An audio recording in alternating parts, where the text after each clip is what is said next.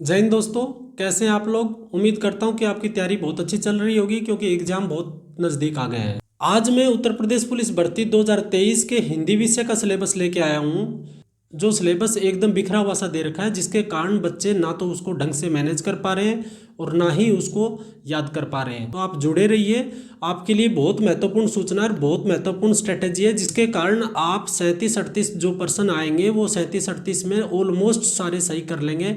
और याद करने में ना ही तो आपका टाइम ज़्यादा जाएगा और ना ही आप पर इतना बर्डन बनेगा। तो इसलिए ये क्लास आपके लिए बहुत ही महत्वपूर्ण है। अंत तक जुड़े रहिए। आइए हम करते हैं इसका डिस्कस। संधि को आप कैसे करेंगे। संधि को देखा आपने, संधि किसे कहते हैं, दो वर्णों के मेल से होने वाले परिवर्तन को। उसके बाद ये कितनी प्रकार की होती है, 3 प्रकार की होती है। कौन कौन सी होती है, स्वर, व्यंजन, विसर्ग। स्वर कितने प्रकार की होती है, 5 प्रकार की होती है। कौन कौन सी, दीर्घ, गुणवर्धी, यण, अयादि। उसके बाद है व्यंजन। व्यंजन के सिर्फ 5-6 पॉइंट है जो आपको याद रखना है। जैसे जो अगर 66 कोण वाला स है वो इस स में बदल जाता है। मतलब 6-7 पॉइंट है टोटल। जब मैं क्लासेज कराऊंगा जो आपको बताऊंगा, सिर्फ 10 मिनट में एक टॉपिक कंप्लीट करा दूंगा। उसके बाद विसर्ग क्या है। विसर्ग में तो आपको सिर्फ 5 वर्ड याद रखना है। ओ की ध्वनि, जिसको ऐसे लिखते हैं ना, ऐसे तीनों आदेश स और ऊपर रह की मात्रा। 5 ये चिन्ह याद रखने हैं जहां भी इसका। जैसे यशोदा हो गया, आपको उदाहरण देता हूं। यशोदा, यशोदा को कैसे बनाओ, किस कौन सी ध्वनि आ रही इसमें, ओ की ध्वनि आ रही है ना, इसको हटाओ यहां से और यही विसर्ग की बिंदी लगा दो। यस प्लस दा, यशोदा। ऐसे ही तीनों से जहां भी आपको, जैसे नमस्कार है, नमः प्लसकार, ऐसे ही सब करके आप कर सकते हो। 1 मिनट का काम है। एग्जाम का समय बहुत कम है। संधि की 1-1, 1.5-1.5, 2-2 घंटे की क्लास करोगे तो वो वैसे भी एक दूसरे से मिक्स हो जाएगा, इतना फ्रूटफुल नहीं रहेगा। ना आपके पास टाइम है और ना ही इतना कर पाओगे।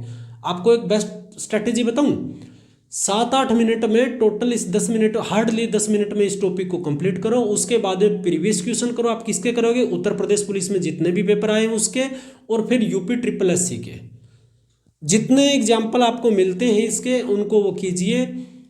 हार्डली आधी घंटा में कंप्लीट टॉपिक आपका हो जाएगा और चलते फिरते इसको कर जाओगे। ना आपके सर पर चढ़ेगा, ना ही आपको वजन लगेगा, और आपका हाई कॉन्फिडेंस रहेगा। ठीक, इसलिए 2-2, 3-3 घंटे की क्लास एक टॉपिक का देखने का टाइम नहीं है। अरे आपको मास्टर नहीं बनना है, आपको सिपाही बनना है। कि ये रूल यहाँ से आया तो वहाँ क्यों गया, मैं भी बता दूंगा आपको। इसके सारे रूल बता दूंगा ये क्यों आया। आपको पता है 5 वर्ड देखा, ओ की ध्वनि, 3 आदेश है और रे जहाँ भी दिखाई दिया वो वहाँ से निशान हटाओ और उसकी जगह 2 बिंदी लगा दो प्लस। जैसे यशोदा है, ओ की ध्वनि आई, यहाँ पर ओ वाली ध्वनि को हटा दो। किसके साथ थी ये, स के साथ थी। स के साथ थी तो स के साथ में 2 बिंदी लगा दो, यस प्लस दा। वैसे ही नमस्कार, एक और लिख के दिखाता हूँ। नमस्कार, नमस्कार, स का इसको हटाओ, नमः प्लसकार। विसर्ग में तो क्षण भर का काम है, सिर्फ 1 मिनट ही पूरी नहीं लगेगी। ऐसे ही ये हैं, व्यंजन भी ऐसी है और स्वर भी। जो लोग 1-1 घंटा तो स्वर संधि के लगाते, तो ऐसा नहीं करना है। आपको क्या करना है, फटाफट 5 संधियों के रूल्स देखने हैं, तो छोटे थोड़े थोड़े, और मैं क्लास कराऊंगा तो आपको सब बता दूंगा। आपको 10 मिनट में संधि कर लेनी है। उसके बाद में आता है समास। समास क्या है, ये 2 वर्णों के मेल से परिवर्तन है। ये क्या है, ये 2 शब्दों के, दो शब्दों के मेल को क्या बोलते हैं, समास बोलते हैं। समास कितने प्रकार के होते हैं। सबसे पहले तो आपको बस बेसिक बातें याद रखना। यूपी पुलिस की भर्ती आप दे रहे हो तो आपको बेसिक नॉलेज होना चाहिए, डेप्थ नहीं होना चाहिए। मोटे मोटे अक्षरों में लिखा है कि सामान्य हिंदी पूछ रहे हैं हम। उन्होंने मोटे मोटे शब्दों में ऊपर लिख रखा है सिलेबस में कि सामान्य हिंदी। तो आप सामान्य से आगे मत बढ़ो, आप ज़्यादा के चक्कर में एवरेज भी नहीं ले पाओगे।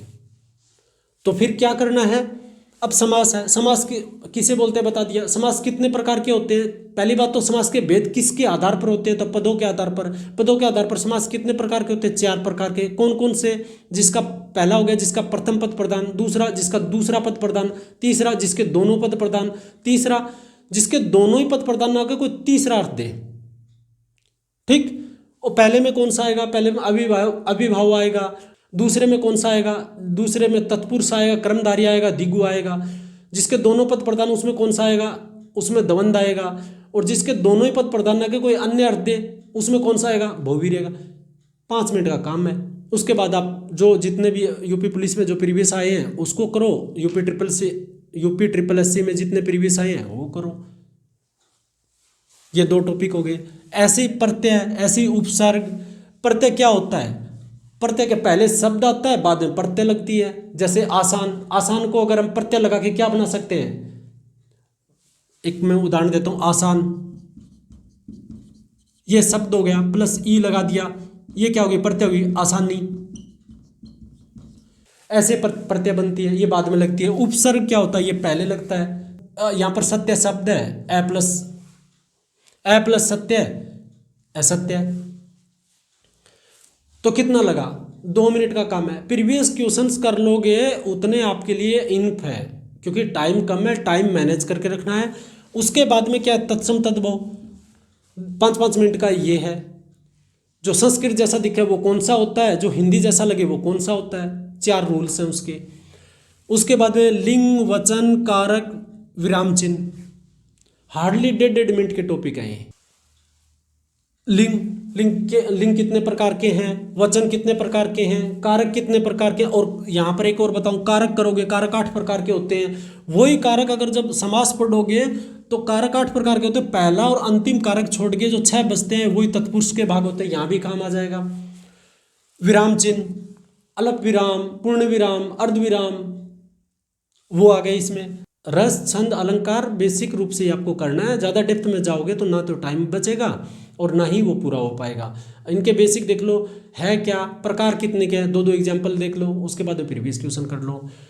ये जो पोर्शन है ना, ये रट्टा मार वाला, ये वकैब है। पर्यायवाची शब्द, विलोम शब्द, मुहावरे, लोकोक्तियाँ, समरूपी, भिन्नार्थ शब्द, जैसे आता ना अनल, अनिल, एक का अर्थ क्या है, एक का अर्थ अलग है, दूसरे का अर्थ अलग है। वैसे ये हो गया 1 वर्ड सब्स्टिट्यूशन, वाक्यांश के स्थान पर किसी चीज़ का आता है। तो ये वकैब है, इसको आप प्रीवियस क्वेश्चन के आपके दे रखे होंगे, आपके पास होंगे, उससे आप डेली 10-20 देखते रहो। उसके बाद में सर्वनाम, सर्वनाम कितने प्रकार के होते हैं। क्रिया कौन कौन सी क्रिया होती है, क्रिया की भेद कितने हैं। वाक्य कैसे बनता है। अव्यय के नाम से जैसे पता चलता है, अव्यय जो व्यय न हो। फिर आता है वाक्य शुद्धि। ये टॉपिक जो है ना, वाक्य शुद्धि, ये आपका पूरा पोर्शन हो जाएगा तब काम आएगा। इसमें क्रिया की अशुद्धि है या इसमें सर्वनाम की है या किसके, तो ये लास्ट में ही आप थोड़ा करोगे तो ज़्यादा बढ़िया है। उसके बाद में कवि, लेखक, महत्वपूर्ण कवि कौन कौन से, जिसने क्या क्या रचनाएं थी। उसके बाद में हिंदी में पुरस्कार, ज्ञानपीठ पुरस्कार, अन्य जो साहित्य अकादमी के पुरस्कार दिए जाते हैं, कौन कौन से पुरस्कार हैं हिंदी में। उसके बाद में हिंदी में भारतीय भाषाएं, इसका थोड़ा सा इतिहास देखना पड़ेगा। जब हिंदी साहित्य का अगर विभाजन करोगे तो आपको पता चलेगा कि आदिकाल कब था, मध्यकाल कब था, आधुनिक काल कब था। तो ये चीज़ें आपको बस मोटा मोटा देखना है। उसके बाद में है ये पैसेज है अपठित बोध। उसके बाद विविध में थोड़ा बहुत बचता है, वो विविध आपके जो प्रीवियस क्वेश्चन में आए वो देख लो, 2-2 4-4। कुल मिलाकर बात ये है कि 10-15 मिनट में एक टॉपिक को कंप्लीट करो, उसके बाद में उसके प्रीवियस क्वेश्चंस करो। अगर आप एक टॉपिक को 2-2.5 घंटे की क्लासेस देखोगे या पढ़ोगे, जैसे संधि के लिए 2 घंटे लगाए आपने, समास के लिए 2 घंटे लगाए आपने, मतलब कहने का कि इतना लंबा करोगे ना तो वो इतना आप याद कर रख पाओगे, ना ही आपके पास समय है, फिर बचा हुआ भी सब्जेक्ट आपको वो नहीं कर पाओगे। तो आपके लिए सबसे बेस्ट है 10 मिनट उसकी बेसिक पढ़ो, उसके बाद में उसकी प्रैक्टिस सेट करो, इसके प्रीवियस क्वेश्चन करो।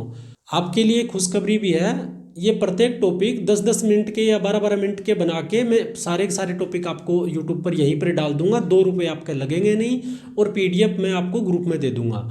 तो इसलिए इस चैनल को आप सब्सक्राइब कर लो, ये आपका ही चैनल है और आपके लिए बहुत फायदेमंद होगा, क्योंकि 10-12 मिनट में आपको पूरा टॉपिक कंप्लीटली नॉलेज देगा और साथ में लेफ्ट राइट भटकना नहीं पड़ेगा। उसके बाद में प्रीवियस क्वेश्चन कर लोगे आप।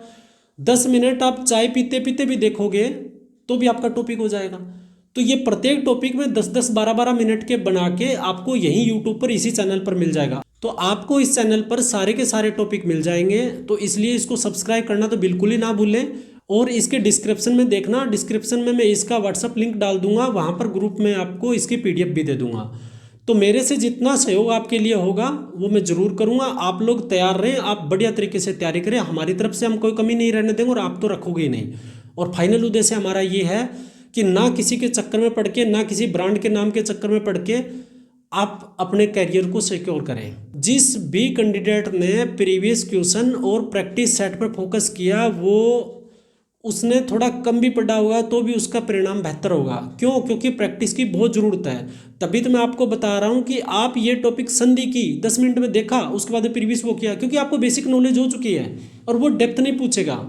मैं भी ये यहाँ पर बोर्ड पे पहले, इसलिए ये मैं बाद में भी लिख सकता था, लेकिन आपका टाइम बहुत महत्वपूर्ण है, इसलिए मैं आपको टाइम को देखते हुए ये काम किया है। और हर चीज़ को ऐसे ही करूँगा ताकि आपका कम से कम टाइम मिले, आपको पका पका मिले, सिर्फ खाना पड़े। कल से इसकी क्लासेज आपको मिलने लग जाएगी और कल से ही आपको PDF मिलने लग जाएगी।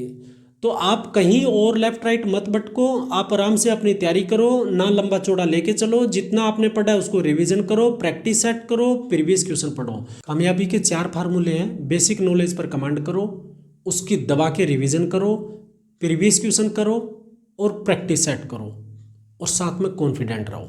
आप अच्छे से जानते हैं एग्जाम दे के निकलोगे, हल्की हल्की मिस्टेक से, हल्के हल्के क्वेश्चन छोटी छोटी मिस्टेक से गलत हो जाते हैं। क्यों? क्योंकि हम बेसिक पर कमांड नहीं करते हैं, हम लंबे चौड़े आगे बढ़ने के चक्कर में बेसिक ही भी भूल जाते हैं। बहुत बार तो ऐसे हो जाते हैं, कारक कितने प्रकार के थे यार, 4 थे, 5 थे, 6 थे, 8 थे। क्यों? क्योंकि हमने डिटेल में बहुत जाने की कोशिश की, उसकी ब्रीफिंग नहीं की। सबसे पहले तो आपको पता तो नहीं कारक है क्या, कारक प्रकार के कितने हैं, और कारक जो विभक्ति चिन्ह है वो कहाँ लगती है और कहाँ हटती है, किसके साथ कौन सी विभक्ति लगती है। तो हम उसकी बेसिक ब्रीफिंग नहीं करके उसके लंबे चौड़े एग्जाम्पल करेंगे, 60-60, 70-70 कर लेंगे, लेकिन वो एग्जाम्पल आ कैसे रहे इस बात पर हम ध्यान नहीं देंगे। इसलिए सबसे पहले उसकी डेफिनेशन, वो है क्या, कितने प्रकार का है और कहाँ इम्प्लीमेंट हो रहा है, बस।